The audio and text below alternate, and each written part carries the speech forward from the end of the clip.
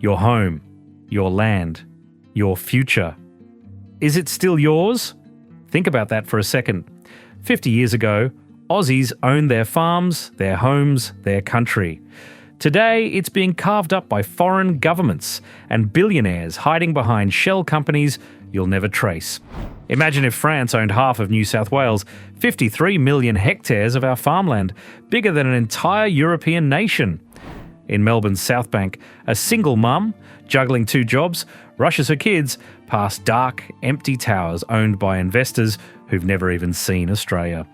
In 2023 to 2024, these investors poured 10.52 billion Australian dollars into our property market, locking out families like hers. This isn't just economics. It's a quiet takeover, and our own leaders are signing the papers. A 2023 ABC investigation shows our nation is being sold, piece by piece, while we're priced out. But here's the part that breaks me. Nearly 99% of the people who watch this don't subscribe. If you believe these stories need to be told, subscribe now. It's free, it takes a second, and it makes all the difference. Like this video if you're angry too. If we don't know who owns our land, do we even own our future? Let's uncover this betrayal together. Picture a Queensland farmer, his boots sinking into the soil his grandfather tilled. He's watching his family's paddocks auction to a foreign bidder he'll never meet. Can you imagine that? In 2016, S. Kidman and Company, 1,000 square kilometres of cattle stations, enough to feed millions, was sold to foreign investors, sparking fears for our food security. By 2023, 14% of our farmland, 53 million hectares, bigger than France or Japan, was in foreign hands. That's not just land, it's our ability to feed ourselves. A Darling Downs farmer told the ABC, "I sold because I had no choice. They offered double, and I couldn't compete." Now, here's where it gets worse. In cities, foreign investors snapped up 5,360 homes in 2022 to 2023 for 4.9 billion Australian dollars, jumping to 10.52 billion in 2023 to 2024. These are luxury apartments, left empty, not lived in, while young couples in Brisbane and teachers in Perth are priced out. A 2023 poll found 2/3 of Aussies think young people may never own a home. I walked through Brisbane last month. Dark towers loomed while families crammed into rentals. This isn't investment. It's quiet colonisation. Would you call this ownership or something else entirely? Share in the comments. What's changing in your town? But it doesn't stop there. Imagine a mother in Melbourne's Docklands pushing a pram past luxury towers that stay dark every night. Those homes owned by offshore investors who don't even need tenants. A 2024 Prosper Australia report found 100,000 Melbourne homes vacant or underused, enough to house every homeless family in Victoria twice over. Why? Economists say these investors profit from rising property values, not rent, leaving homes as empty trophies while locals struggle.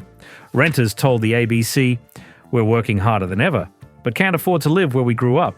A housing advocate said, "These empty homes are a slap in the face to families on housing wait lists." Think about that. If you've ever tried renting with a child, you know exactly what this feels like. Federal fines of 169,000 Australian dollars for vacant properties caught just 23 breaches in 2023, out of thousands. Victoria's vacant residential property tax hasn't fixed the crisis. New South Wales and Queensland surcharges, up to 160,000 Australian dollars per property, just get passed on to renters, jacking up costs.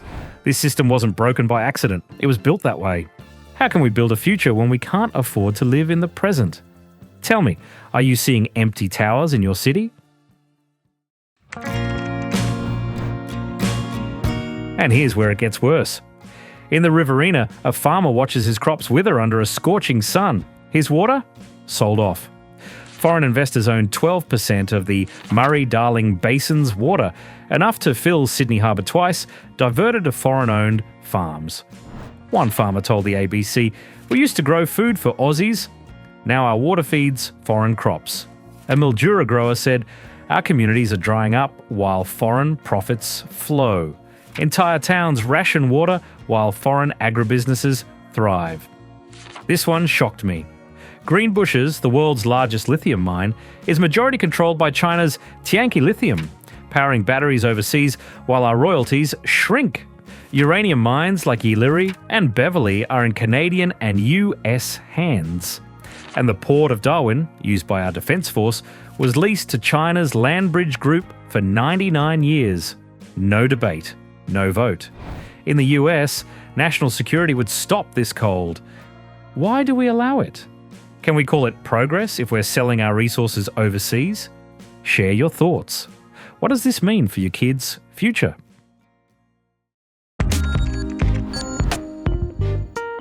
But who's letting this happen? Honestly, it's hard not to get angry here. The Foreign Investment Review Board is supposed to protect us, but it approved 99.9% of property bids from 2015 to 2020, unlike Canada, where foreign buyers face real scrutiny. An ABC investigation found this permissiveness stretches back to 2001, with approvals often automatic to boost short-term cash flow. In 2016, the FIRB greenlit the sale of S. Kidman and Company, ignoring food security concerns. A rural worker told the ABC, "We thought our government would protect us. They opened the gates instead."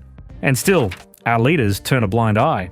In 2023, only 23 vacant foreign-owned homes faced penalties despite thousands sitting empty. Victoria's vacant residential property tax does nothing to stop the crisis.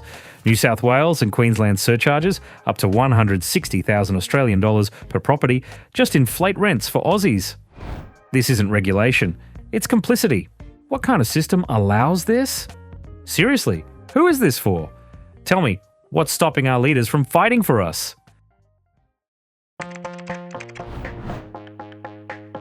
Now, here's the part that hits hardest. In Sydney's Barangaroo, one foreign-backed project flipped 300 apartments in a year, none for Aussie tenants, while the average Australian earns 59,000 Australian dollars, barely covering rent. A young worker told the ABC, "My parents built our house in the 80s.